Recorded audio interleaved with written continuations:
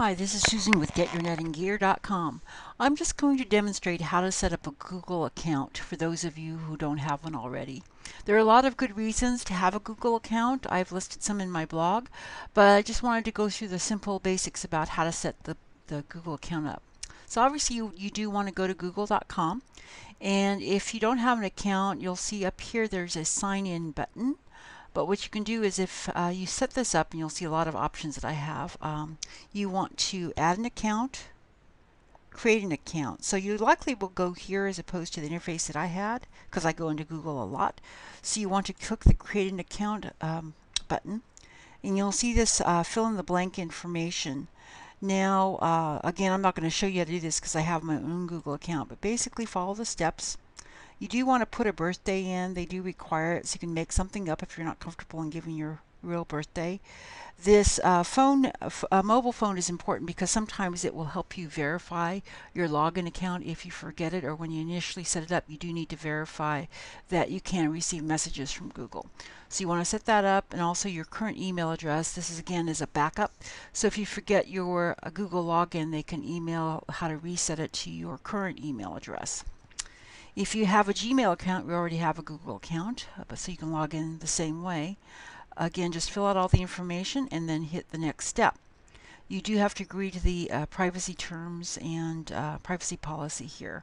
Once you get to the next step, it will send a verification to you, so follow that, and then once you have that, you can log in. I'm just going to show you a couple things when I log in.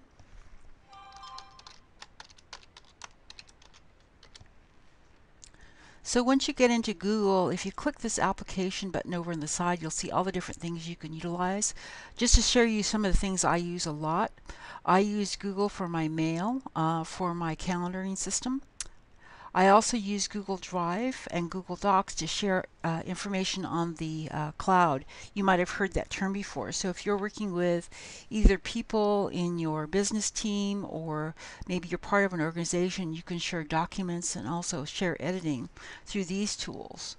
Another thing that I use is obviously contacts, having a list of all my contacts in Google. I post a lot of things in YouTube. So for example, this video is going to go into my YouTube channel so that I can share it with my clients as well as people who visit my website. Photos, I use this quite a bit to share images on the internet, the same way as I use Google Docs and Drive to share documents. Photos are in my photo album, and there's really cool ways to share that information on your website. I'll show you that in just a sec. Let's see, the other thing is Blogger. Now I'm not seeing where Blogger is showing up. It might be on the next screen.